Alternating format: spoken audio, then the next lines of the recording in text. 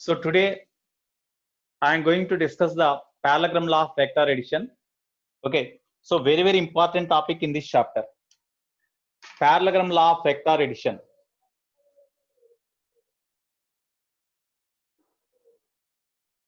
Parallelogram law of vector addition.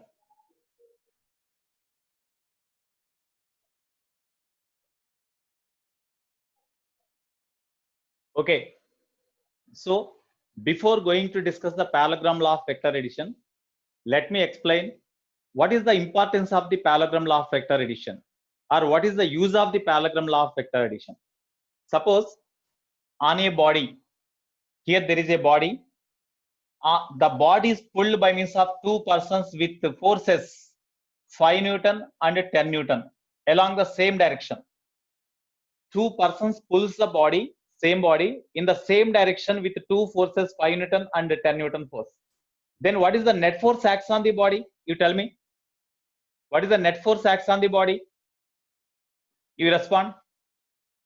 Here a body is pulled by two persons with forces 5 Newton and 10 Newton. So what is the net force acts on the body? As both forces slice along the same direction, then net force is equal to 50 Newton. That net force also along the same direction, no? That net force is also along the same direction, which is equal to 50 Newton. So in which direction the body will move? In which direction the body will move? In which direction is the body moves? Am I said the directions of east, west, north, etc.? Huh?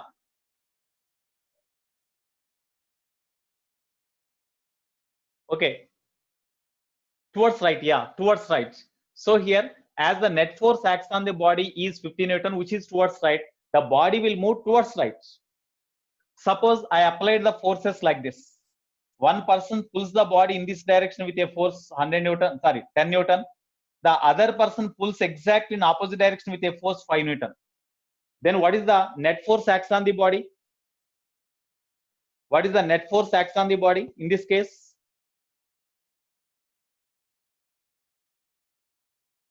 Okay, Chetan. No, it is 10 only. Sorry, it is 10 Newton only. It is 10 Newton. Tell me. Here, 10 Newton force acts on a body in this towards right, and 5 Newton force acts on the body towards left. Then what is the net force acts on the body? 10, because 10 Newton force is in this direction and 5 Newton force is in this direction. Both are in opposite direction. No? As both are in opposite direction, then net force acts on the body is equal to 10 minus 5. Generally, we used to say like that only, no? So 10 minus 5, that is 5. 5 is the net, 5 Newton is the net force acts on the body. What is the direction? Very good, towards right. The direction is towards right, Abhinav. So net force acts on the body is towards right. That is equal to 5 Newton. As the forces acts on the body exactly along the same direction in this case, and in this case they are in opposite direction, we could say directly what is the net force acts on the body, and whatever the direction of that force acts on the body, we could say directly. Okay, suppose the same forces acts on the body, 10 Newton in this direction and 5 Newton in this direction, and the angle between the two forces is say theta. Some theta will be given 30 degree, 40 degree, like that. That means a body is pulled by two forces 5 Newton and 10 Newton simultaneously, means at a time in different directions. Along which direction the body will move? Here a body is experienced by two forces, or a body is pulled by two forces in different directions with forces 10 Newton and 5 Newton simultaneously or at a time. Then what is the net force and what is the direction along which net force acts? Shankar, you stop your video sharing. Shankar, you stop your video sharing.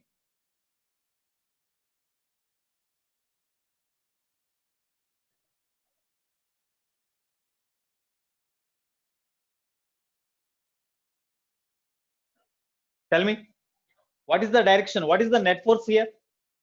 Can we say directly? When the forces acts, unlike here, when the forces acts on the body in different directions like this, if theta is provided, if theta is called 30 degree or something is given, can we say directly the net force acts on the body here? We cannot say. So in this case, this type of cases, to obtain the net force acts on a body, we use this parallelogram law of vector addition. So when two forces acts on a body in different directions, in order to obtain the net force acts on a body, we use this parallelogram law of vector addition. I think you understood the importance of the parallelogram law of vector addition. Okay. Next, what is the, in which direction the net force lies? Approximately, you say along which direction the net force lies? One person pulls the body in this direction with a force 10 Newton. Another person pulls the body in this direction with a force 5 Newton. In which direction the body will move? Of course, we know the body neither move along 10 Newton nor move along 5 Newton, because these two forces applied on the body simultaneously. ఈ రెండు forces ని ఒకేసారి body మీద different directions లో apply చేశారు. కాబట్టి ఈ body ఇటు మూవ్ కాదు, ఇటు మూవ్ కాదు. ఈ రెండిటి యొక్క రిజల్టెంట్ ఫోర్స్ డెఫినెట్ గా ఈ రెండు ఫోర్సెస్ కి మధ్యలో ఏదో ఒక డైరెక్షన్ లో ఉంటుంది. ఈ డైరెక్షన్ లో బాడీ మూవ్ అవుతుంది. We can do the experiment also. On the table you keep a body, any body, and you pull by means of two threads. You pull the body in this direction like this, in different directions. Then the body will move in between the two forces along this direction, but not neither along this direction or along this direction. So along which direction the body will move, that is the direction of the net force acts on the body. So this is the direction of net force. So what is the angle made by this direction? Net force acts on the body with 10 Newton force. Or what is the angle made by this net force acts on the body with 5 Newton? And what is the magnitude of this net force? We have to derive all this. That is given by this parallelogram law of vector addition. I think you could understand the importance of the parallelogram law of vector addition. Okay. Here forces means these are the vectors, no? When two vectors acts on a particle simultaneously. When two vectors acts on a particle simultaneously. Okay. The resultant of these two vectors lies in between them somewhere along some direction. Okay, with certain angle between, by making certain angle with any one of the vectors. So that is the direction of the resultant. But the resultant force never be outside. Never be outside. Okay. So in order to, whenever the two vectors acts on a particle simultaneously, in order to find the magnitude of the resultant of two vectors and the direction of the resultant of two vectors, we use the parallelogram law of vector addition. Now come to the point. So what is the statement of the parallelogram law of vector addition? Suppose there are just like two forces. In general, I am telling the particle may possess simultaneously two velocities, two displacements, two accelerations, two forces like here in different directions initially. In general, I am telling those are the vectors. So two vectors A bar and B bar acts on a particle simultaneously in different directions. Okay. So here, suppose this is one vector. A bar acts on a particle along this direction. B bar acts on the particle in other direction. B bar is in this direction. The angle between these two vectors is theta. That means two vectors acts on a particle. Two vectors means these may be forces, velocities, accelerations, whatever it may be. Two vectors acts on a particle simultaneously in different directions. Okay. In order to find the resultant of these two vectors, first you can, by taking these two vectors as the adjacent sides of a parallelogram, you construct one parallelogram. So this is one side and this is another side of the parallelogram. You construct the parallelogram with these two sides as the adjacent sides. From this point parallel to this side, you draw a line.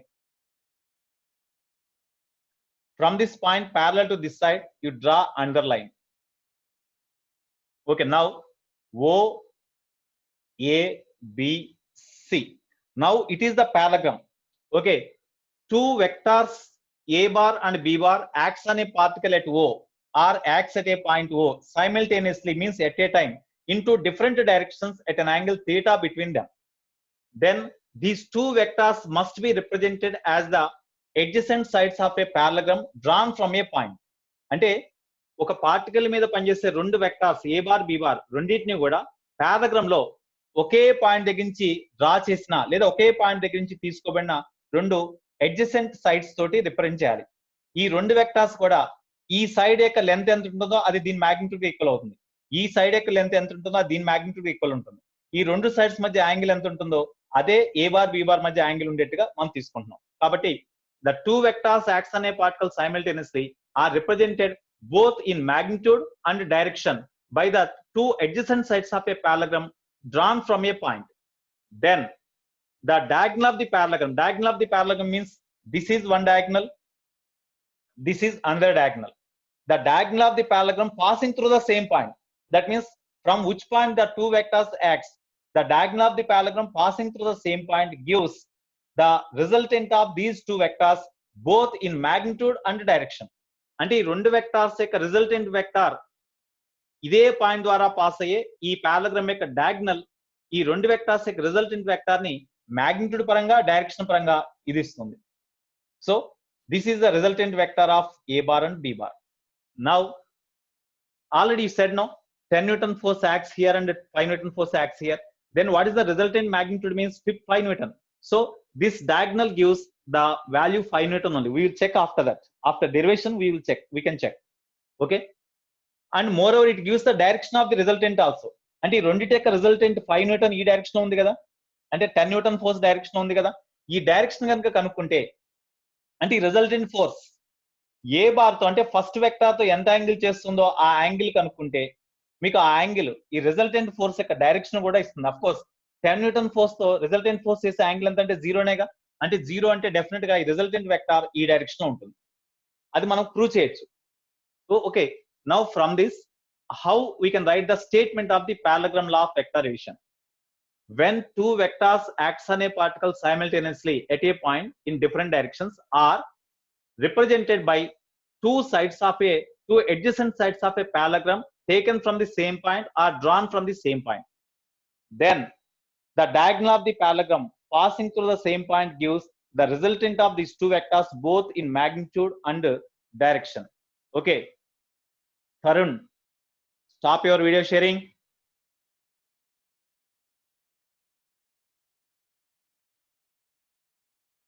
Okay, now we have to derive the formula for magnitude of the resultant and direction of the resultant. Okay, you see here this is OA from the diagram. OA bar is equal to A bar, no, because OA bar is in this direction, that is A bar. So OA bar is equal to A bar.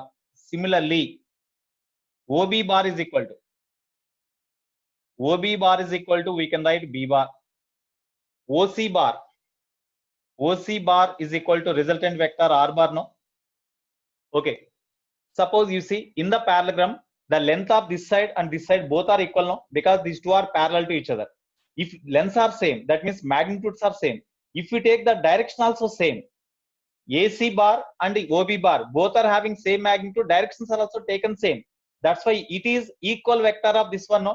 If it is B bar, then this is also equal to B bar, we can write. So AC bar is equal to B bar. So OB bar, AC bar both are same. So OB bar, AC bar, that is equal to B bar. Next, now here we see from this triangle we can apply the addition rule or not. You see, from O to A bar is there, from A to C B bar is there, and moreover the initial point of B bar coincides with the final point of A bar. So can we add B bar to A bar? Can we add B bar to A bar or not? Can we add B bar to A bar or not?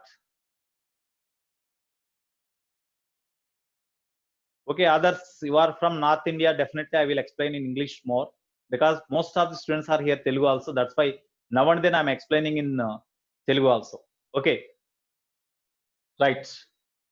So here you see the initial point of B bar coincides with the final point of A bar. That's why we can add B bar to A bar. After adding B bar to A bar, what it gives? The vector obtained by joining the initial point of first vector and final point of second vector means this only, no. So from the diagram, OC bar is equal to OA bar plus AC bar, no. OA bar plus AC bar. OC bar means R bar is equal to OA bar means A bar plus AC bar means B bar. Here vector sum of two vectors A bar B bar, that gives another vector R bar. That means it is the resultant of two vectors? No, already I said, when two vectors are added in vector form, when two vectors are added in vector form, then that gives the resultant of those two vectors. That gives the resultant of those two vectors. Already I said. Gopinath, video is not clear. Is video is clear or not to you? This video streaming, is the board is clearly visible to you or not? For the remaining people, you just you respond in chat box. I think Gopinath, it's not my mistake here. It is maybe wrong with your system. So you adjust your system. Okay, right. Now you see here, when two vectors are added in vector form, that gives the resultant of those two vectors. So this is the equation 1.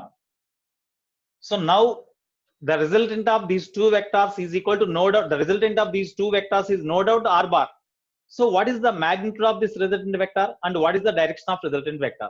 We have to find. For that,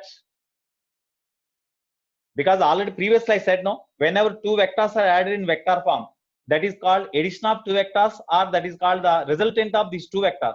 Suppose there are three vectors, a bar, b bar, c bar. What is the resultant of these two? Those three vectors means a bar plus b bar plus c bar. That is the resultant of three vectors, no? Similarly here, a bar plus b bar gives resultant of these two vectors, a bar and b bar, which is represented by r bar in the diagram.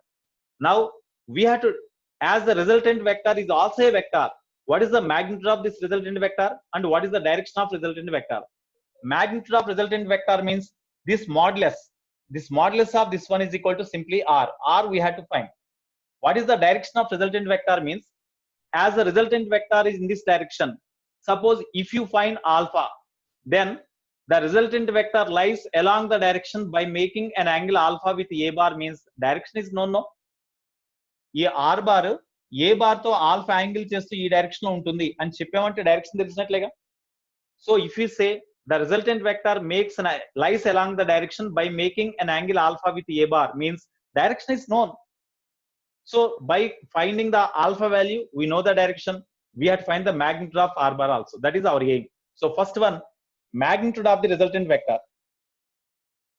Here it is very, very important for IPE point of view also, because in IPE point of view, they generally used to ask state and state parallelogram law of vector addition and derive the magnitude formula for magnitude of the resultant vector. State means statement, already I said, when two vectors acts on a particle simultaneously are represented both in magnitude and direction by the adjacent sides of a parallelogram drawn from a point. The diagonal of the parallelogram passing through the same point gives the resultant of a bar and the two vectors both in magnitude and direction. Okay, that is the statement. That is for 1 mark. When you write the statement, that carries 1 mark. Okay, next, what is the formula for magnitude of the resultant? Magnitude of resultant vector. Magnitude of resultant vector means simply r modulus of r bar. Okay, so what is the magnitude of resultant vector? To find the magnitude of the resultant vector, okay, you extend or you produce this OA towards right up to D, and from the point C you draw a perpendicular line onto OD. You produce OA line up to D and you draw a perpendicular line from C onto OD line. Then here this is perpendicular to this line, this is 90. You see, this is one line. These two are parallel lines intersect in this line. That's why whatever the angle here, this angle is also same now. Okay. Now from this right angle triangle, we need the magnitude of resultant vector, means OC we need. OC is equal to R. R we need.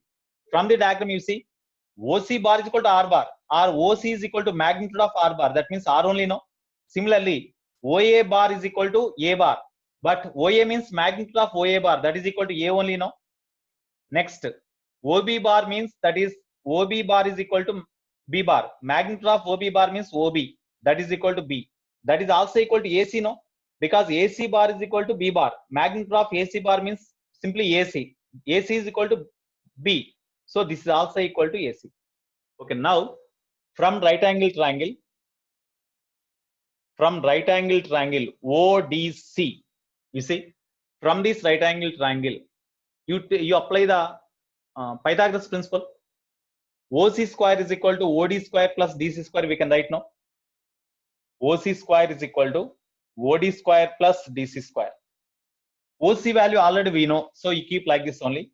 OC square is equal to OD means from the diagram OD can be written as OA plus AD. No, OA plus AD we can write. Square is there, you write square plus DC. Okay, you keep DC like that only. Now A plus B whole square plus DC square. A plus B whole square is there. You expand A square plus B square plus 2AB. No, A square means OA square plus AD square plus 2 into OA into AD. Okay, we have expanded this one plus already existing DC square is there. You write. So OA square, as we know this value, you keep like this only. OC square, OC value is also known. OA value is also known. You keep like that only. Plus, you see AD square, DC square. In this right angle triangle, AD square plus DC square is equal to AC square. We can write now, because Pythagoras principle you apply for this right angle triangle. Then AD square plus DC square is equal to AC square. We can write. So instead of AD square plus DC square, we can write AC square. Since AD square plus DC square is equal to AC square, I have written for that. Plus 2 into OA is known. What about AD? What about AD? In this right angle triangle, from right angle triangle ADC, you see in the diagram, from right angle triangle ADC, I applied a Pythagoras principle so that we got this one. Next, you take cos theta, because AD we need. In this formula, AD we need. To find AD in this right angle triangle, hypotenuse is known because this length is equal to B. This AD we need. That's why you take cos theta. Cos theta is equal to AD by AC, no? AD by AC. Okay, therefore AD means how we can write? AD is equal to AC cos theta, no? AD is equal to AC into cos theta. You write here. Instead of AD, you substitute AC cos theta. Already AD square plus DC square is written here. Okay. Now you substitute the data. OC means R is there. OC is equal to R. Square is there. So R square. It is the magnitude of resultant square. OA means already A is there. So A square. Plus AC means AC, OB both are equal to B. That's why AC square means B square. Plus 2 into OA means, OA means A. OA is equal to A. AC means already we have substituted here now B. So B into cos theta. Therefore R square is equal to something. Therefore R is equal to square root of A square plus B square plus 2AB into cos theta. So this is the formula for magnitude of the resultant. It is the formula for magnitude of the resultant vector. Okay.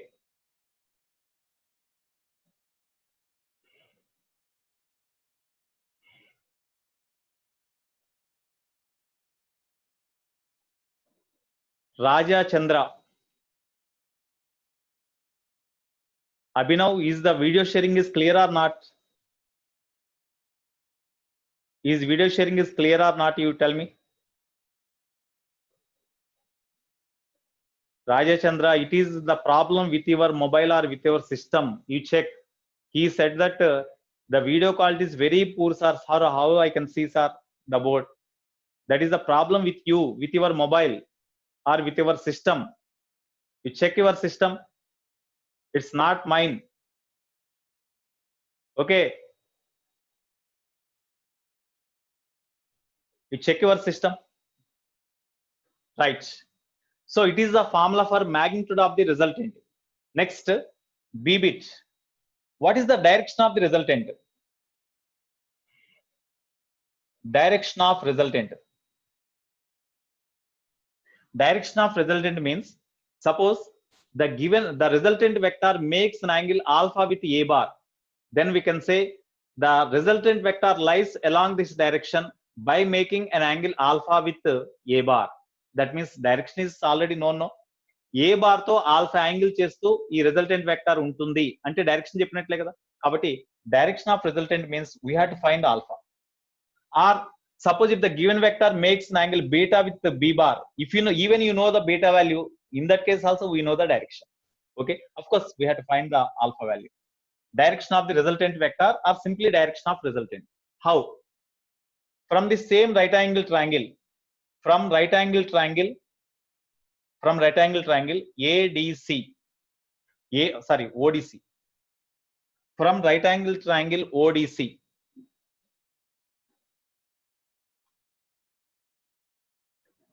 from right angle triangle ODC, in this right angle triangle, okay, you take tan alpha. Tan alpha is equal to opposite side DC by adjacent means OD, DC by OD. Okay, therefore tan alpha is equal to DC by OD means we can write OA plus AD, no? OA plus AD. Okay, DC means, of course, AD means already we know, OA value is known. What about DC? From the same right angle triangle, you take to find DC value, you take sin theta in this right angle triangle. From the same triangle, sin theta you take. Sin theta is equal to opposite side means DC by hypotenuse means AC. DC by AC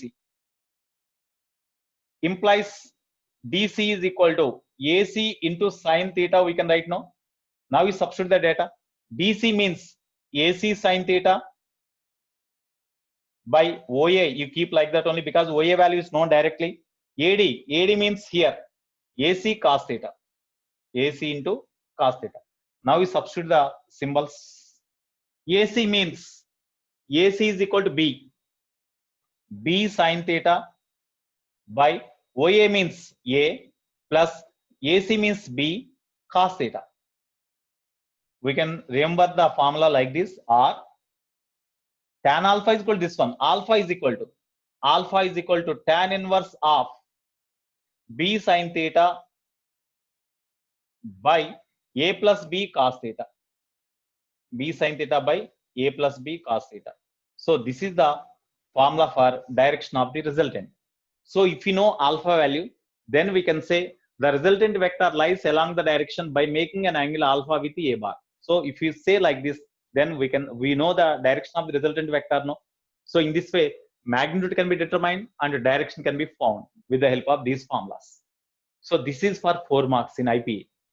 In IPE exam, even you do not derive entire, just if you write the statement of parallelogram law, already I said the statement, no, that will carry 1 mark for remaining 3 marks derivation. Of course, they used to ask generally up to this only, that is up for 4 marks.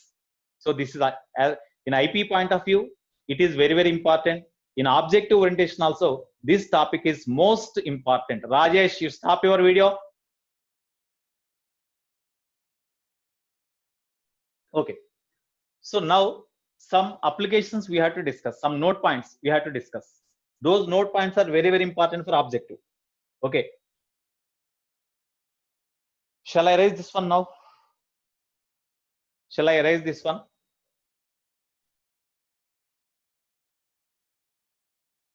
Shall I erase this one? Okay.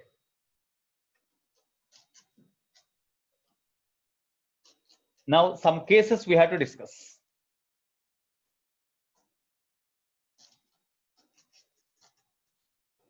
So tell me, what is the formula for magnitude of resultant we got?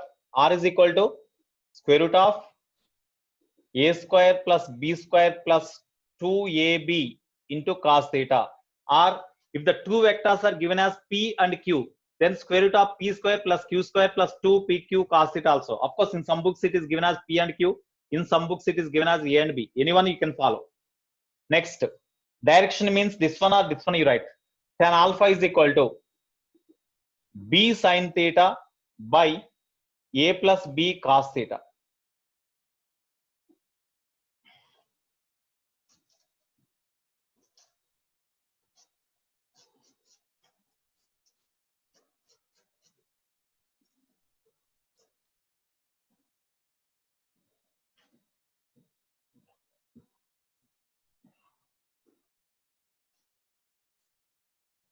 Okay. Now, so different cases we have to discuss in these node points, because from node points most of the problems we can do based on these node points. In my teaching, node points are very important. Generally, when I explain here, that is important for IP point of view. But when I say the node points, they are very important for objective orientation. Okay. So here, first one. Suppose on a particle or on a body, two vectors A and B acts along the same direction. Previously, while deriving this formula, we have taken the two vectors acts on a particle simultaneously in different directions like this. A, B. Angle between these two is theta. Okay. And resultant of these two is along this direction makes an angle alpha with A bar. Okay. Then the resultant of these two is this one and direction is this one. Now in this case, tell me what is the angle between A bar and B bar? Angle between these two vectors. When two vectors acts on a particle simultaneously along the same direction, then what is the angle between these two vectors? As both lies in the same direction, theta is 0, no?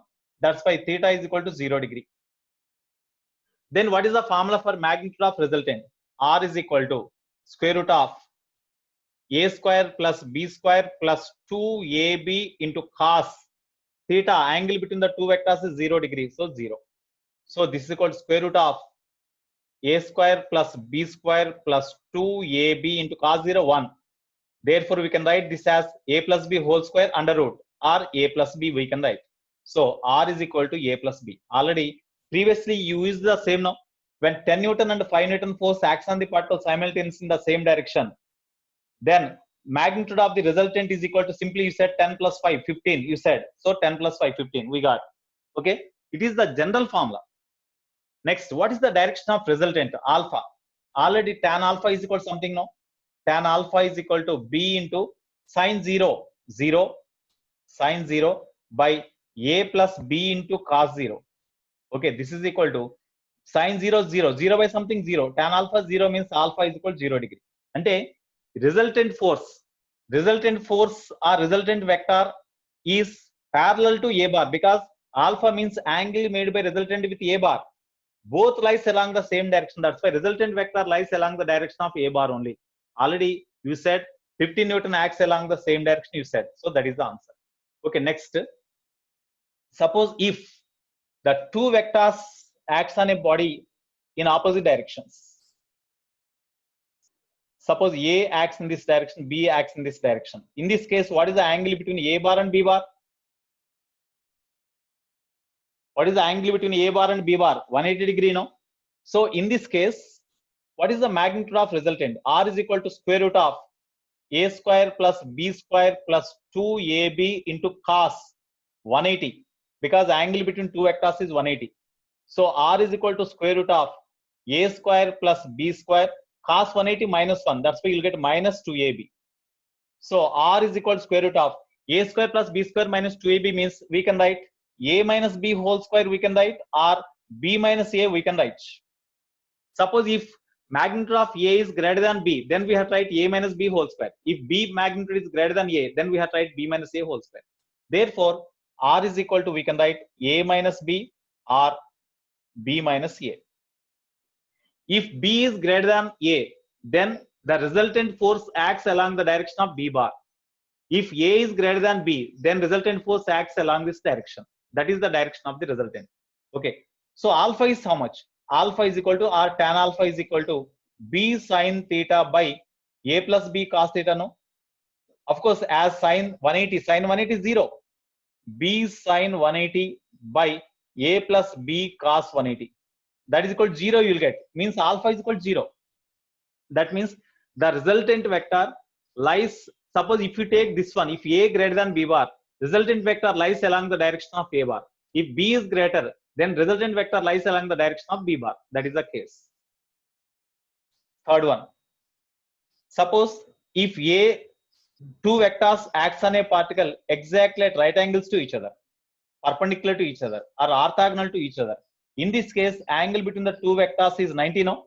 Then magnitude of the resultant R is equal to square root of A square plus B square plus 2AB into cos theta. Theta means 90.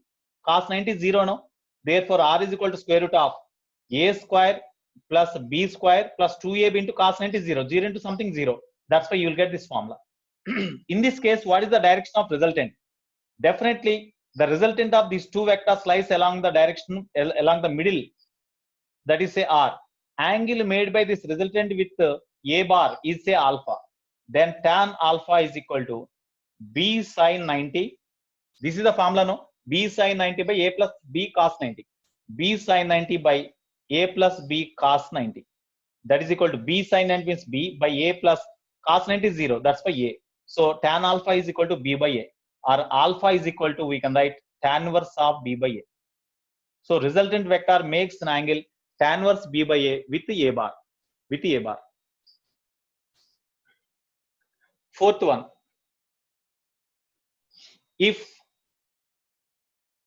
magnitude of two vectors are same, if magnitude of two vectors are same and 2 acts at an angle theta between them, magnitude of two vectors are same, equal, they are having equal magnitude, but they act at a point at an angle theta between them, then what is the direct magnitude of the resultant? So r is equal to square root of, general formula is a square plus b square plus 2ab cos theta.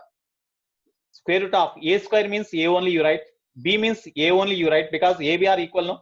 A square plus 2 into a into b also you write a only, because both are equal, into cos theta. అంటే magnitudes equal, అంతేగాని ఆ రెండు మధ్య angle మాత్రం theta అట్లాగే ఉంది. Square root of a square plus a square 2a square plus 2 into a 2a square cos theta.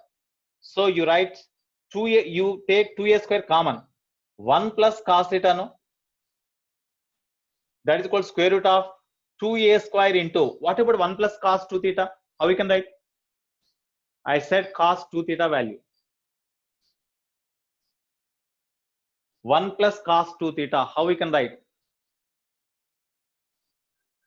2 cos square theta by 2 we can write now. 1 plus cos 2 cos theta is equal to 2 cos square theta by 2. Now you remove the roots. Instead of 2 square you write 2, instead of a square you write a, instead of cos square you write cos. That's all. So this is the formula for magnitude of the resultant. Next, what about the direction? Tan alpha is equal to general formula b sin theta by a plus b cos theta. As a b are equal, instead of b also you write a only. A into sin theta by a plus b means a into cos theta. So this is equal to, you take a common here, a into a sin theta by a you take common, 1 plus cos theta. A cancel. Sin theta can be written as 2 sin theta by 2 into cos theta by 2 by 1 plus cos theta means 2 cos square theta by 2. Here cos theta square cancel, 2 cancel. Sin theta by cos theta by sin theta by 2 by cos theta by 2 means tan theta by 2. So tan alpha is equal to tan theta by 2. As it is tangent function, it is also tangent. As tans are equal, angles will be equal. So alpha is equal to theta by 2. So in this case, the resultant of these two vectors lies along the angular bisector. That means by making an angle exactly half of this angle, theta by 2, the resultant vector lies in this case. Okay, next.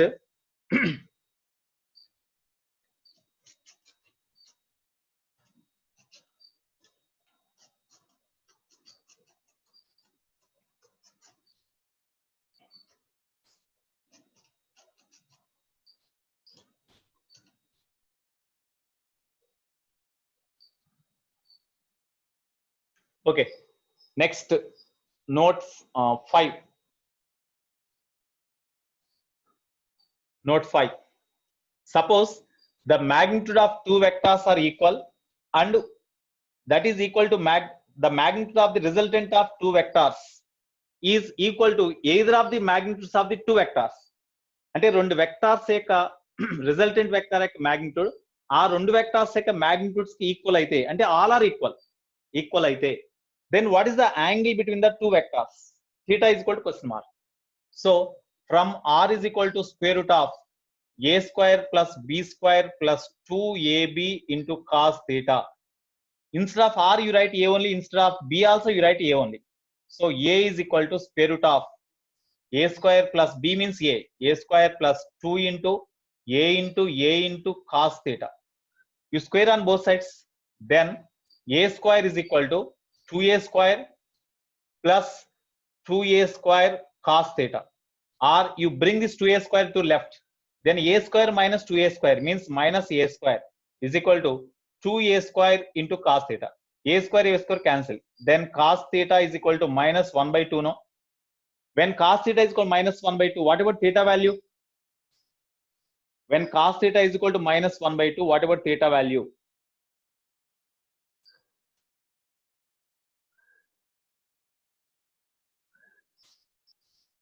When cos theta is equal to minus 1 by 2, what about theta value? Pranit Reddy, yeah, 120 degree. So theta is equal to 120 degree. So when the magnitudes of the two vectors are equal and the resultant is also equal to one of the magnitudes of the any vectors here, then the angle between the two vectors is equal to 120 degree. That is very, very important. When two vectors having same magnitude are at 120 degree angle. And what does it mean? Here, suppose when two vectors A and B both acts on the particle simultaneously, so that B is equal to A. Whenever A and B are equal and those two vectors acts on a particle simultaneously at an angle 120 degree, then the resultant of these two also equal to A only, that lies along the angular bisector. The resultant also equal to magnitude of the given vector only, because we have taken R is also equal to A only, no? That's why when two vectors having same magnitude acts at a point simultaneously at an angle 120 degree between them, then the magnitude of resultant is also equal to one of the magnitudes of the given two vectors only. Okay. I will send the notes now. Mohammed, I will send the notes to you. You need not write, just you listen in the class. You listen in this online class. I will send the notes to you so that you can write. If possible, I will send after immediate after completion of the class by 2 o'clock. I will send. Okay, if you need. Right. So this is one more note point. Next, sixth one. We know R is equal to square root of A square plus B square plus 2AB into cos theta. What is the maximum magnitude of this resultant vector? When does the magnitude of resultant vector is maximum? Whenever theta, cos theta value is maximum, R is maximum. Cos theta maximum means, so when maximum value of cos theta means 1 only, no? At that time, R is equal to R max. What is that R max? When cos theta is equal to 1 means theta is equal to 0. That means whenever the two vectors acts on a particle simultaneously in the same direction, cos 0, 1. When it is maximum, this root term will be maximum. So R is maximum. So the maximum resultant vector R max is equal to, what is the formula? R max is equal to, you write cos 0, 1, then A square plus B square plus 2AB into 1. That means 2AB. A plus B whole square we can write under root. That means A plus B only, no? What is the minimum value? Minimum value means already in second case we got A minus B. Whenever to obtain the minimum value, cos theta must be as possible as minimum. For the cosine function, what is the minimum value? Minus 1. For cosine value, minimum value is minus 1, no? That's why cos, whenever theta is equal to 180, when theta is equal to 180 degree, then cos 180 degree is equal to minus 1. That's why if you write minus 1 here, then A square plus B square minus 2AB you will get. Because A square plus B square plus 2AB into minus 1 means minus 2AB. So this can be written as A minus B whole square or B minus A whole square. So in that case, R value is minimum, which is equal to A minus B you write. Okay. So here, the maximum value of resultant is A plus B and minimum value is A minus B. That means the magnitude of the resultant vector is always equal to this one or less than this one, equal to A minus B or greater than A minus B. How we can represent this here in the form of equation? So definitely R value, R maximum, that means the maximum value of resultant vector is less than or equal to magnitude of resultant, that is less than or equal to R minimum, or maximum value of resultant maximum magnitude of resultant vector is A plus B, that is less than or equal to R, less than or equal to A minus B. This is the condition for magnitude of the resultant. అంటే resultant vector యొక్క magnitude equal to A plus B ఉండొచ్చు, లేదా less than A plus B ఉండాలి. అంతేగాని the magnitude of the resultant never be greater than A plus B. Next, the magnitude of resultant may be equal to A minus B or less than A or greater than A minus B, but never be less than A minus B. అంటే resultant vector యొక్క magnitude A plus B ఉండొచ్చు, లేకపోతే A minus B ఉండొచ్చు, లేదా A plus B కంటే తక్కువ ఉండాలి, A minus B కంటే ఎక్కువ ఉండాలి. అంతేగాని A minus B కంటే తక్కువ ఉండడానికి పాసిబిలిటీ లేదు, A plus B కంటే ఎక్కువ ఉండడానికి పాసిబిలిటీ లేదు, because it is the maximum value and it is the minimum value. So this is the condition. Okay. Next, I will say one example for this.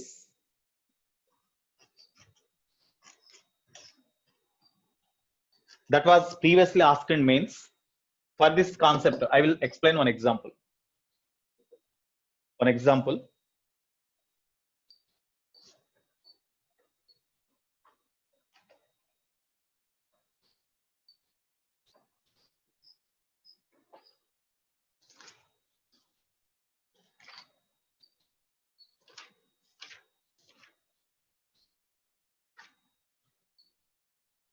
Okay. Here, which of the following sets of forces acting simultaneously on particle keep it in equilibrium? Example,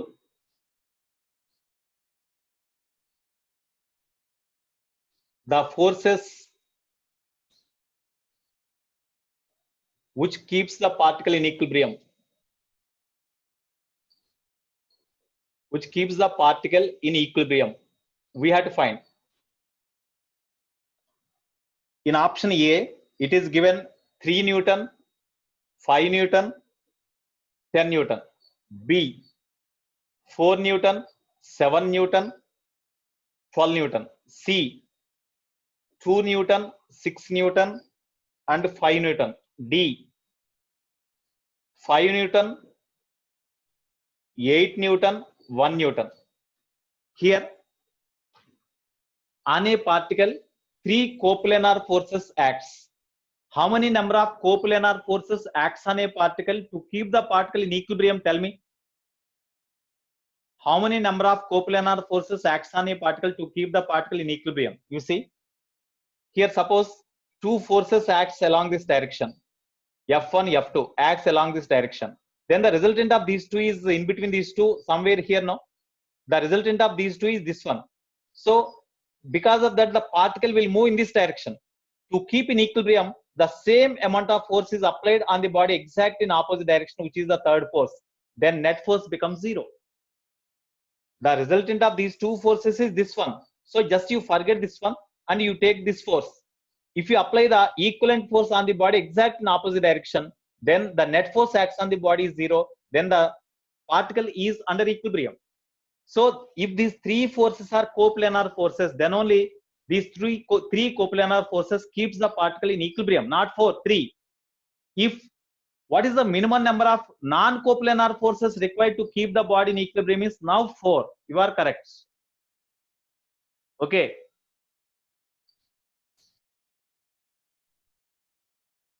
Vinay, you are correct in case of 4. The minimum number of non-coplanar forces means, suppose one force acts in this direction, another force acts in this direction, another force acts in this direction. The resultant of these 3 is definitely in between these two, somewhere here. The equivalent force when you apply in upward direction, then net force is 0. There is a possibility. That's why 4 non-coplanar minimum number of non-coplanar forces required to keep the body in equilibrium is 4. Minimum number of coplanar forces required to keep the body in equilibrium is 3. Minimum number of collinear forces required to keep the body in equilibrium is collinear. అంటే ఒకే straight line వెంబడి ఉండాలి. ఒకే straight line వెంబడి ఉన్నప్పుడు minimum number of collinear forces required to keep the body in equilibrium అంటే suppose it 5 Newton అనుకోండి, ఇక్కడ కూడా 5 Newton apply చేస్తాం అనుకోండి, exact opposite. The 2 forces acts on the particle simultaneously along same straight line but opposite in direction. Both are having same magnitude. In such case, net force is 0. That's why minimum 2 collinear forces are enough to keep the body in equilibrium. So now you tell me, what is the minimum number of collinear forces required to keep the body in equilibrium? 2. 2 forces. Okay, 2 forces. Minimum coplanar forces required to keep the body in equilibrium is 3. Minimum number of non-coplanar forces to keep the body in equilibrium is 4. Okay. Now you see, here there are 3 forces acts on the particle, keeps the particle in equilibrium. Equilibrium means net force must be 0. Definitely, as the 3 forces acts on a body, kept the body in equilibrium according to the problem. Definitely, all these forces must be coplanar forces. But which forces, in which option the forces keeps the particle in equilibrium? That is the case. Okay, you see, we have to check one by one. Here, definitely, the maximum magnitude of resultant must be a plus b, minimum is a minus b. You see, you take first option, check. You have to check the options. In case of first option, a is equal to 3, you take, b is equal to 5, you take, and r is equal to 10. Is it possible or not? First, you have to check. If this is possible or not, you can take any combination. First 2 forces you take a and b, and last one you take r. Or you take these two as a and b, and you take this as r. Anyone you can take. Okay. Now you see, what is the maximum magnitude? Maximum magnitude means a plus b. Maximum magnitude is equal to a plus b or less than a plus b. That is the condition. A plus b is equal to 8. But here you see, is it correct? The maximum magnitude of resultant of those two vectors is actually 8. The answer must be equal to 8 or less than 8, but it is greater than 8 now. That's why this option is not correct. Similarly, next one you check, a is equal to 4, a is equal to 4, b is equal to 7, and r is equal to 12. Is it correct or not? R max is equal to how much? Of course, R max is equal to 4 plus 7, that is equal to 11. R minimum is equal to 7 minus 4, we can write 3. That means the resultant vector magnitude must be less than this one or equal to this one, greater than this one or equal to this one. But here it is greater than this R max. That is not possible. That's why this is also not correct. C, you check. A is equal to 2, B is equal to 6, and R is equal to 5, you take. Now, R max is equal to 2 plus 6, 8. R minimum is equal to 6 minus 2, so 4. You see, the maximum value of the resultant of two vectors is 8. Here resultant is 5. That means it is less than 8. No, that is there is a possibility. And minimum magnitude of resultant is 4. But the magnitude of resultant is equal to 4 or greater than this minimum value. Already it is greater than minimum value. That's why this condition is satisfied by these values. That's why this option is correct. Next, you check for D. 5 plus 8, 13. That is 1. Okay, less than 13, that is 2. 8 minus 5, 3. That means minimum magnitude is 3. Less than minimum magnitude is not possible, but minimum magnitude 3. But here resultant is 1. Less than minimum magnitude, that is not possible. That's why this is only correct. This option is only correct. In this way, we have to check. So this point is also very, very important. So here, this question is also asked in previous mains based on this concept. Okay. Next.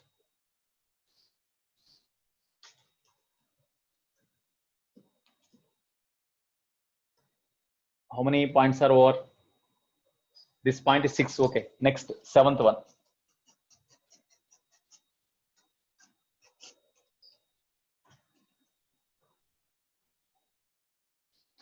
7th one. Suppose two vectors A and B acts on a particle simultaneously from O at an angle theta. The resultant of these two lies along this direction by making alpha with A and beta with B. Okay. What is the relation among these four? What is the relation among these four? That is the question. Okay.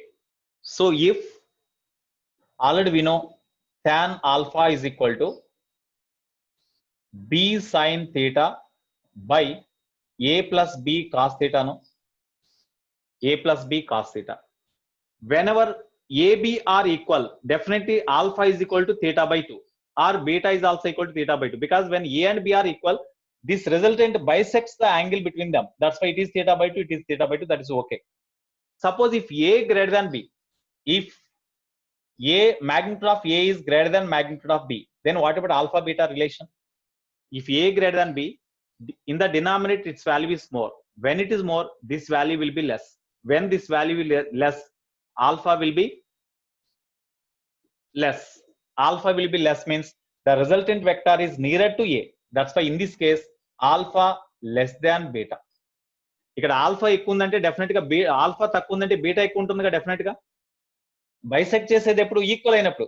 కానీ ఏ greater than B అన్నాడు కాబట్టి ఏ greater కాబట్టి దీంతో compare చేస్తే it is near to the resultant vector is always near to the vector whose magnitude is more. As A is greater than B, this vector is nearer to A. That's why this alpha becomes less than beta. If A less than B, A less than B అన్నప్పుడు B greater కాబట్టి ఇది B కి దగ్గరగా ఉంటుంది. అంటే alpha ఎక్కువ ఉంటుందిగా beta కంటే. So alpha greater than beta. This relation is also important. Okay. Next, 8th one. Suppose two vectors A and B acts at a point simultaneously at certain angle theta between them. At certain angle theta between them. Okay, you need not write theta here. Okay, two vectors acts on a particle simultaneously at certain angle between them. Those vectors are A and B. Magnitudes are A and B. Okay, now by taking these two as adjacent sides, you construct a parallelogram. You construct a parallelogram. Okay, now in this parallelogram, this is one diagonal, this is another diagonal. Okay, this diagonal is say D1 bar, this diagonal is say D2 bar. Now you see this length and this length both are same. If the direction of this side is also taken same, then this is equal to B bar. This is, if it is B bar, it is B bar. Then this is A bar means this is also equal to A bar, because magnitude is same, and if you take the direction of this side is also in the same direction as this one, then this is A bar. Okay, now from this triangle it is say O A B C. From the triangle OBC, from triangle OBC, you tell me the relation OB in the OBC, sorry, not OBC, OBA. In the triangle OBA, tell me the relation among these vectors. In this triangle A bar, B bar. In this triangle, one side is A bar, one side is B bar, and last side is D2 bar. Then what is the relation among them? You tell me, any one of you. Can you say any one of you? Can you say any one of you? Nitin Kumar, I unmute you. You speak with me. Nitin Kumar. Nitin Kumar. Okay, Nitin Kumar. Sir. Okay, now you tell me. In this triangle OBA, what is the relation among these vectors? How we can write? Tell me. Here this side is, this vector is in this direction, this vector is in this direction, this vector is in this direction. So from this diagram, from this triangle, how we can write the relation among these three vectors? Just you forget this vector. D1 bar you forget. Only these three vectors. Tell me. Nitin Kumar, you respond.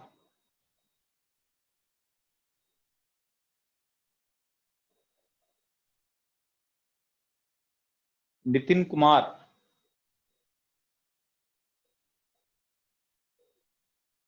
Who can say? You raise your hands, I will call you. I will ask you. Who can say? You respond.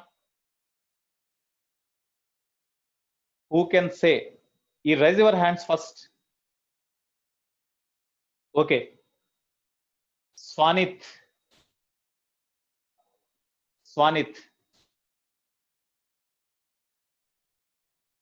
Okay, you are unmuted.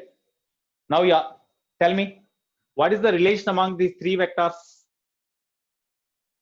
Swanit, you tell me. Come on, Swanit, you raise the hand now. Now you speak with me. You raise the hand to say answer. So you tell me. Can you say or not? Are you speaking or not? You are not speaking. Simply sit quiet. Okay, Likit, you tell me. Likit. Now, Likit, Sir, you am tell I me. audible? Yeah. Sir, am I audible? Yeah. Tell me. Sir, B bar plus D2 bar equal to A bar, sir. Very good, Nana. B bar, you see, this vector is from O to B. Arrow mark is here now. మళ్ళీ ఇక్కడి నుంచి D2 bar ఇటువైపు ఉంది కాబట్టి B bar plus D2 bar, B bar plus D2 bar is equal to then OA bar. OA bar means A bar. Very good. From this D2 bar is equal to A bar minus B bar, we can write now. Okay, very good, Likit. Next, who can say? Who can say now? Again, you raise your hands.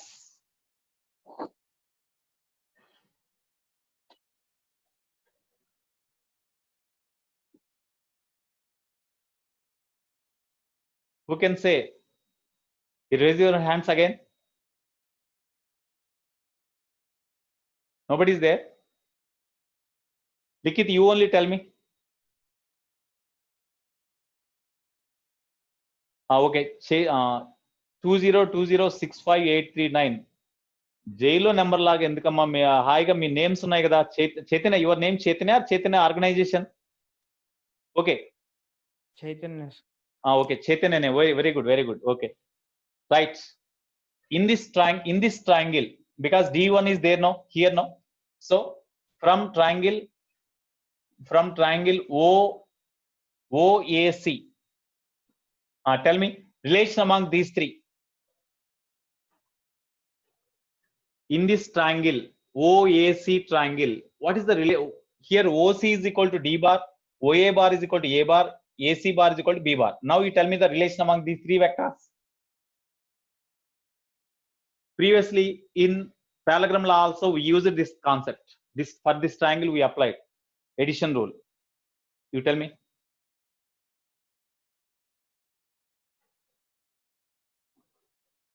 Can you say or not? Chaitanya, you raised the hand now. Okay, Swanit, again you raised the hand. Can you say now? Yes, sir. Okay, now you tell me.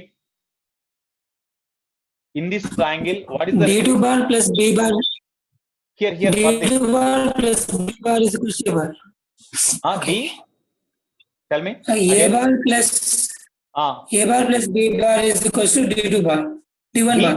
D1 bar. Okay, very good. D1 bar is equal to this bar plus this bar means A bar plus B bar. D1 bar is equal to A bar plus B bar. Okay, very good.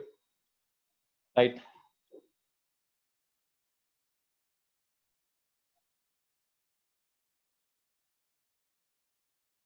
Right. Now, what is the magnitude of this D1 bar and D2 bar we have to find? Magnitude of D1 bar means modulus of D1 bar, that is equal to D1, which is equal to modulus of A bar plus B bar.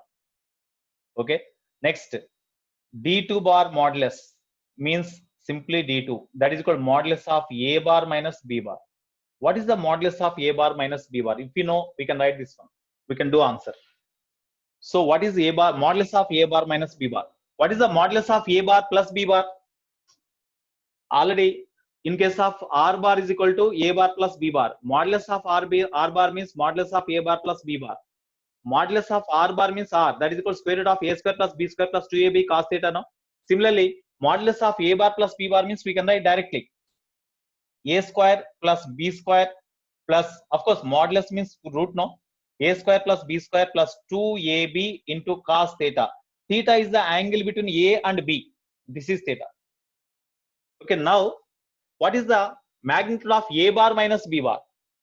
What is the magnitude of A bar minus B bar?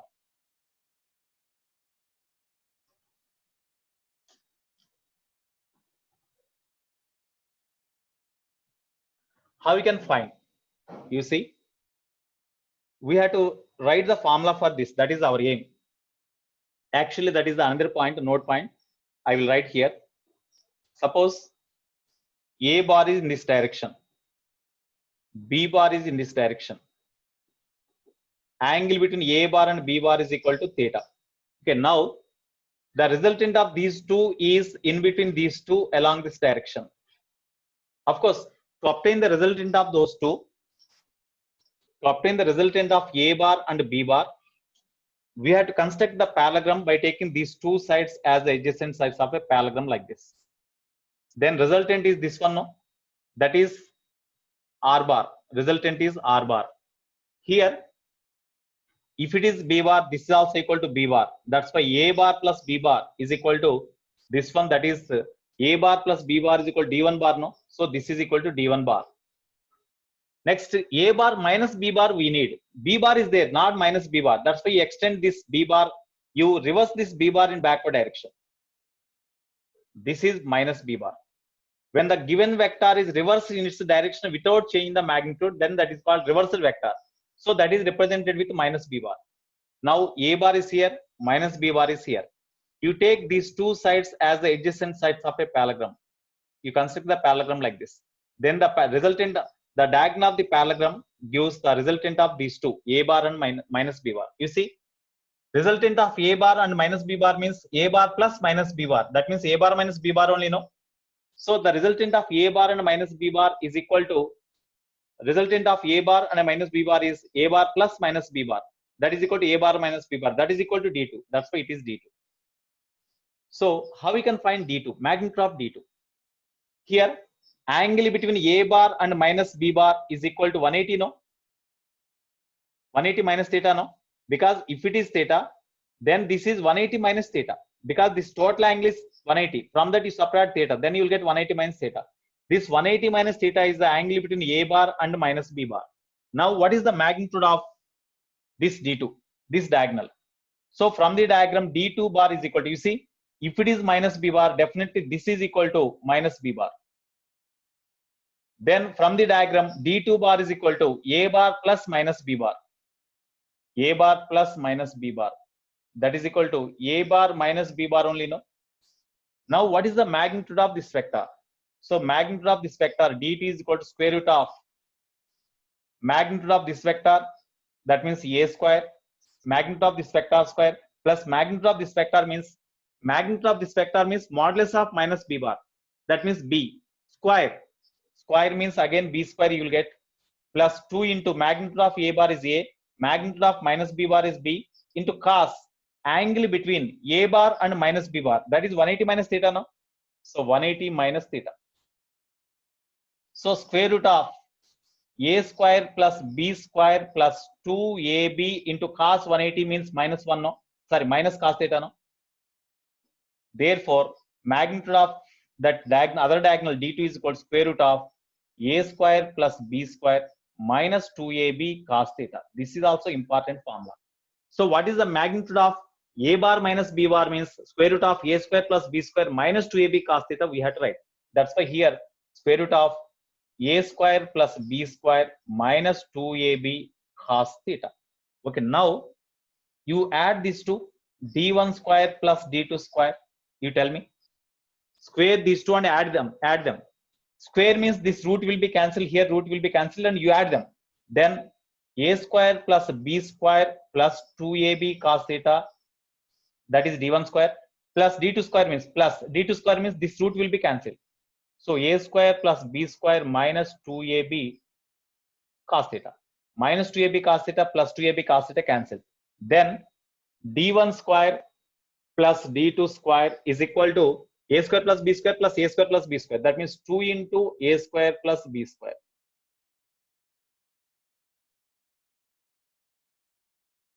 So this is the relation among the two diagonals of the parallelogram. Two diagonals of the parallelogram. Okay. Chaitanya, you are not unmuted. Okay.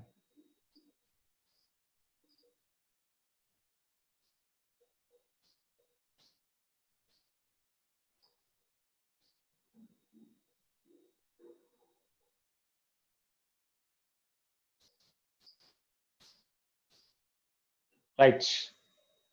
So it is the relation among the diagonals of the parallelogram. Okay, this is the relation among between the diagonals of the parallelogram.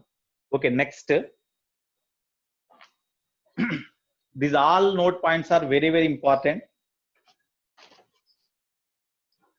Next, we will do some problems also based on this.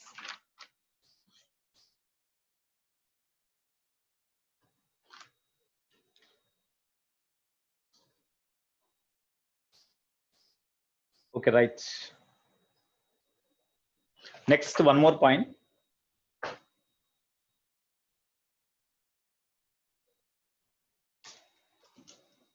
Suppose when the given vector is rotated about its origin, then what about the given vector? Is it changes or not?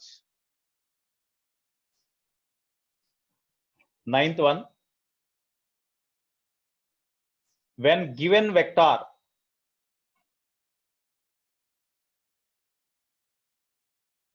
is rotated,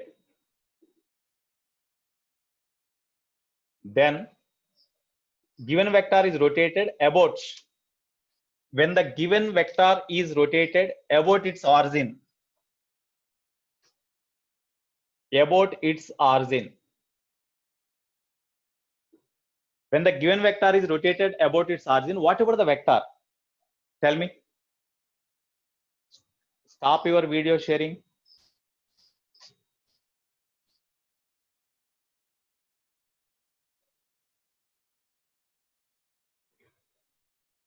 What is the, okay, I will send immediately after the class, after lunch, I will send to you, definitely. Okay, when the given vector is rotated about its origin, is the vector changes or not? You see, suppose there is a vector. Here there is a one vector. Here there is one vector. Initially, this vector is a bar. Initially, it makes an angle theta with the x-axis. Okay, when it is rotated about this end, it is rotated about this origin. It is rotated like this so that it makes an angle 2 theta. It makes an angle 2 theta. It makes an angle 2 theta with the x-axis. Is the vector changes or not? You see, whenever the same vector is rotated about its origin like this, then the magnitude of vector does not change. But as the direction changes, then the given vector is said to be changed. The given vector is said to be changed. Okay, first of all, I will say clearly. So first you write here, whenever the given vector is rotated about its origin, then magnitude does not change. Magnitude does not change. But due to change in direction,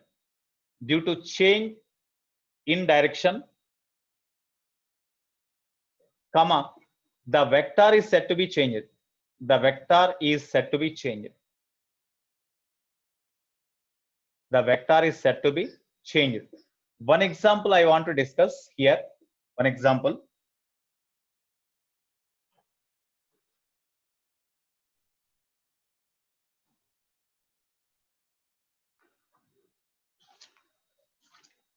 One example I want to discuss in this case.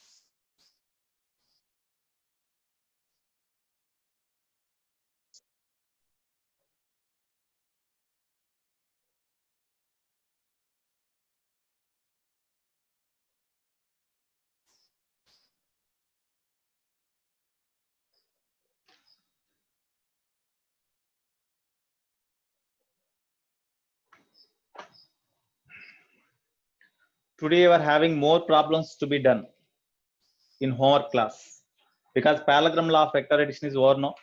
In parallelogram, there are number of problems are there.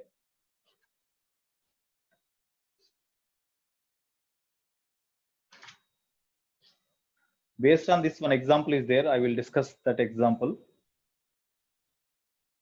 Okay. One example. A vector 3i cap plus 4j cap. A vector 3i cap plus 4j cap rotates about its tail. Its tail. Tail means origin or initial point. About its tail through an angle 37 degree. Through an angle 37 degree in anti-clockwise direction. In anti-clockwise direction.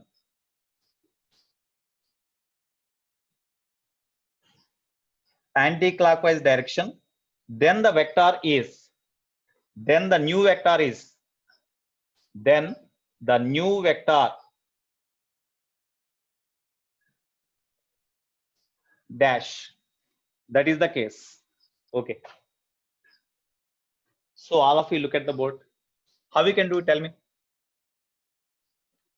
One vector is given 3i cap plus 4j cap. 3i cap plus 4j cap. Okay, when that vector is rotated in anti-clockwise direction through 37 degree, then what about the new vector? And my position marindi kabatti vector marutundi kada. Okay, first of all, as the given vector is in xy plane, because only x component, y component, only two are there. That's why it lies in xy plane. Is it lies in first quadrant or second quadrant? XY. Is it lies in first quadrant or second quadrant or third quadrant, fourth quadrant? X component positive, y component positive. XY are positive in which quadrant? XY are positive in which quadrant? First quadrant. That's why this given vector, that given vector is a bar. A bar is equal to 3i cap plus 4j cap. That lies in first quadrant. Suppose this is a bar. Initially, this vector makes an angle theta 1, say theta 1 with positive x-axis. How we can find that theta value? How we can find that theta value? How we can find theta? Already I said, as x component here, this is x component and this is y component. No, you take tan theta. Of course, by directional questions also we can find. What is the magnitude of this one? First, you tell me. Magnitude of this one is equal to square root of x component square plus y component square, as two components only there. Third component code undanukondi, something into k cap ani plus z square code rastam. Square root of 3 square plus 4 square, that is equal to 5. No, so magnitude of this given vector is 5. When the given vector is rotated, through 37 degree in anti-clockwise direction, even then the magnitude does not change. That's why in the new vector magnitude must be 5 only, because the magnitude of this vector is 5. Even it is rotated about its tail or about its origin, the magnitude does not change. That means for the new vector also magnitude is this only. So a new is also magnitude is this only. But what is that new vector?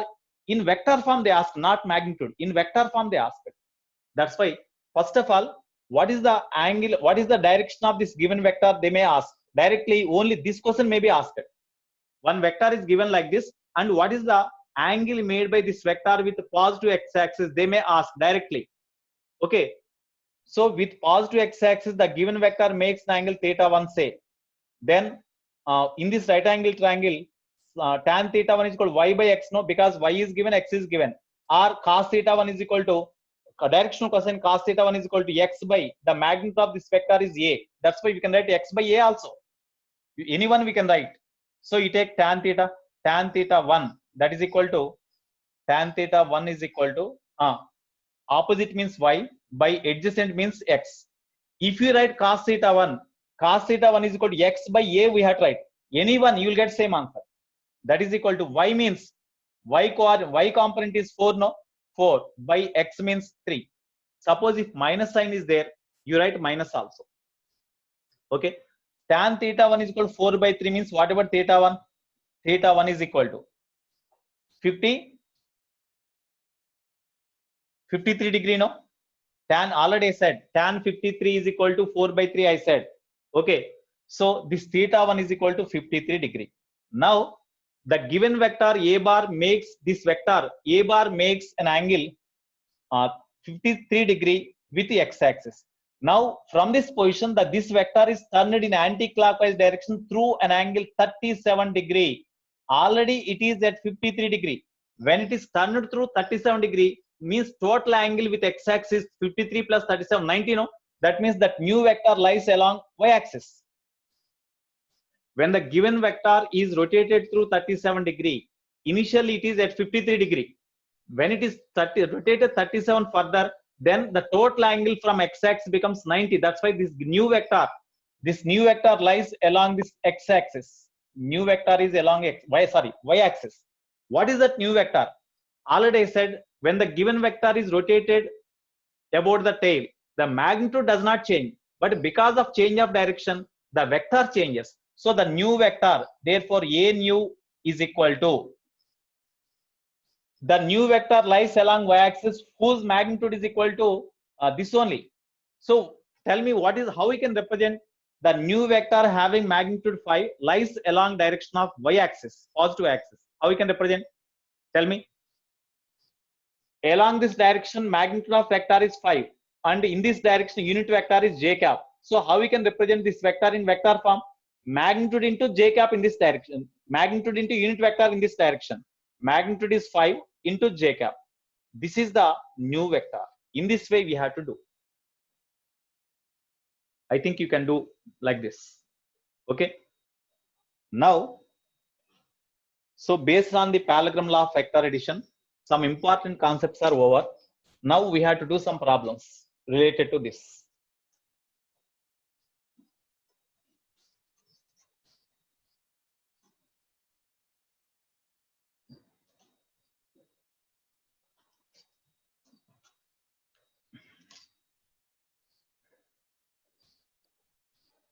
Okay. I think in your exam, you are having the exam syllabus up to this, I think, up to parallelogram law of vector addition.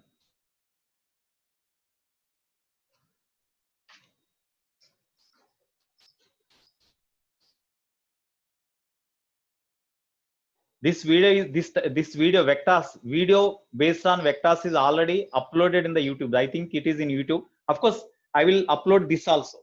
You can see. Okay. Right. Now, in our material, in our college material, I will discuss some problems. Lecture sheet, in vectors lecture sheet.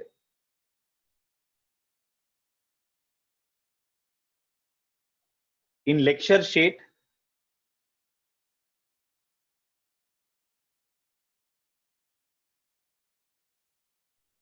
exercise 1, level 1, page number 43. In this first problem, I want to discuss first. What is the displacement of the point? What is the displacement of the point on the wheel initially in contact with the ground? When wheels rolls forward half of the rotation, take the radius of the wheel as r and the x-axis in the forward direction is dash. Displacement they asked. Here, one wheel is there. One wheel is here. Here it is rolling without slipping. After some time, the wheel comes to the position here.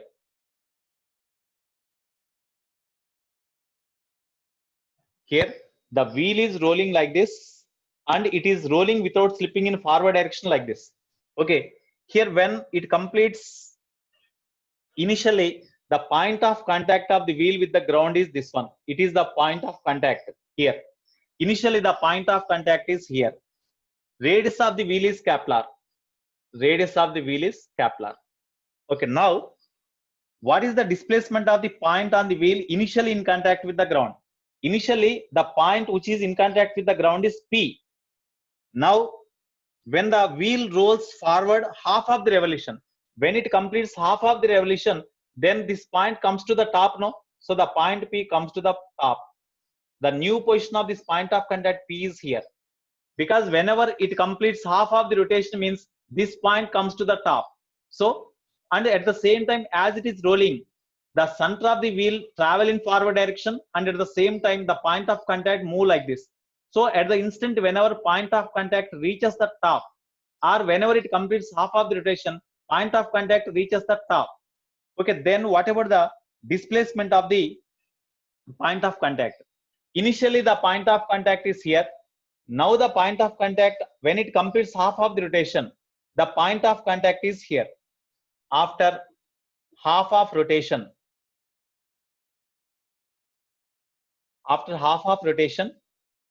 the point of contact is at P dash. What is the displacement they asked? Initial position of point of contact is this one, and final position of point of contact is this one. So displacement of the point of contact means you join these 2 points like this. The shortest distance between these 2 points is the displacement of the point of contact. That means PP dash we have to find. This is displacement, yes. S is equal to PP dash, that is equal to question mark. We have to find this displacement of point of contact. How we can find? Okay.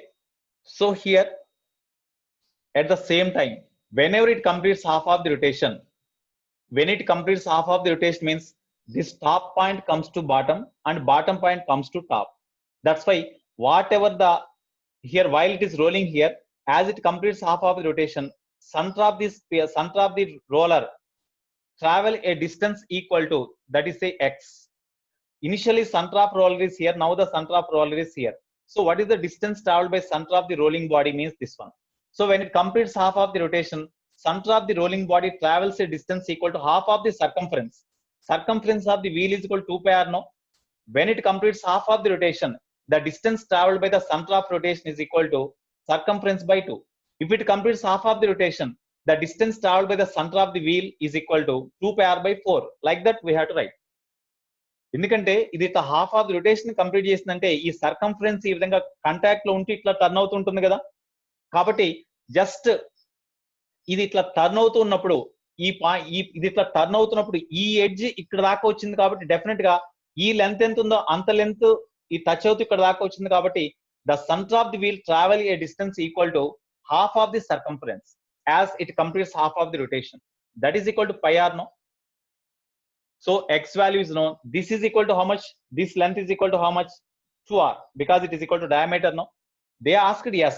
In this right angle triangle, this is say some q. So from right angled triangle PQP dash, we need s. S is equal to square root of this square plus this square no, according to Pythagoras principle. So PQ whole square plus 2r whole square. So that is s is equal to PQ means x. X means pi r whole square. Pi r whole square plus 2r whole square means 4r square. Therefore, displacement of the point of contact is equal to r square. We can take common and we can write outside.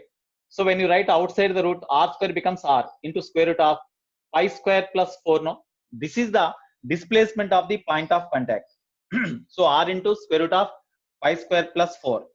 And the angle also given. What is the angle made by displacement with x-axis they given? This is the displacement. Angle made by displacement with x-axis means this is theta no. You find theta. For theta, opposite side is known, adjacent side is known. You take tan theta. Tan theta is equal to opposite side means p dash q by adjacent means pq.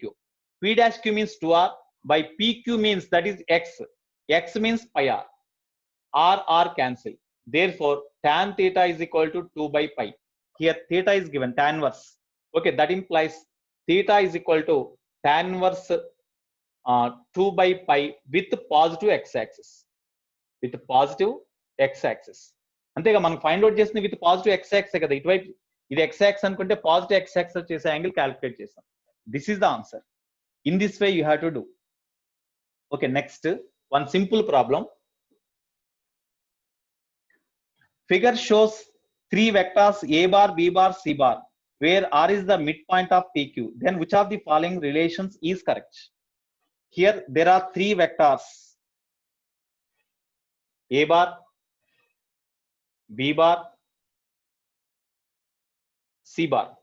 C bar, b bar, a bar. These are the 3 vectors acts at a point O like this. Okay, next here this is P, this is Q, and this R point is the midpoint of these two. Exactly, it is the midpoint. If it is the midpoint, definitely, if this distance, this length is equal to L, this length is also equal to L only, no? As it is the midpoint. Okay, now, what is the relation among these three vectors? That is the question they asked. Here, suppose you take this length, this L in vector form is say L bar in this direction. This is also L bar in the same direction. From the diagram, PR bar is equal to L bar, we can write. Here also RQ bar is also equal to L bar only, no, because this length same. Both are taken in the same direction. If it is L bar, this is also L bar. So that's why RQ bar is also equal to L bar. Okay. Now, for this angle, you apply the laws of vector addition rule. Addition rule you apply. A bar plus L bar is equal to B bar, no? A bar plus L bar is equal to B bar. This is equation 1. This is 2. Next, in this triangle, B bar plus L bar is equal to C bar, no? B bar plus L bar, sorry. B bar plus L bar is equal to C bar, we can write now. Now, from this, answer is given only in terms of ABC. L is not there. From this, from 2, L bar is equal to, we can write C bar minus B bar. You substitute this L bar value in 2. So 3 in 2. 3 in 2 or 1. You substitute from this only we got, no. So L bar you substitute in equation 2. From 3 we got here. From 2, okay. You substitute, it is 1, 2, 3. From 3 we got, it is 3. It is 4. Okay, now 4 in 1, 4 in 2 gives A bar plus L bar means this one. C bar minus B bar is equal to B bar. Okay, now A bar plus C bar, you write minus B bar, you bring this minus B bar to right, then it becomes B bar plus B bar, 2B bar. So this is the answer. This is the relation among A bar, B bar and C bar. Okay. Next one important problem. Previously, it was asked in mains. Generally, in this chapter, they used to ask the problems in mains in this chapter.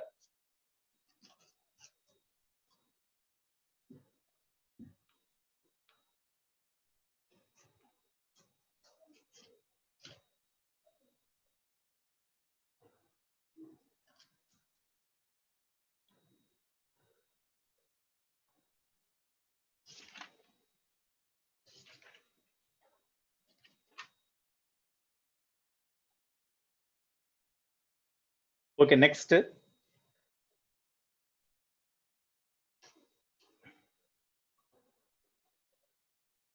Okay, I think time is over. Today, in this chapter, some problems are there. You have to do in homework time. I will send those problems which you have to do. Okay, time is already 12:37. Even if I start the new problem, we cannot complete them. Okay, that's why I will stop the class now. Okay, today I will send the vectors notes to you up to parallelogram law of vector addition. You go through the parallelogram law of vector addition, you read them, and if you can keep that material as the notes, you can keep. Otherwise, with your own words, you can write by understanding the that notes. Okay, actually, that is also notes prepared by one of my students only.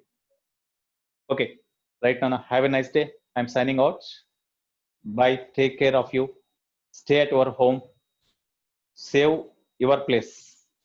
Right. Bye.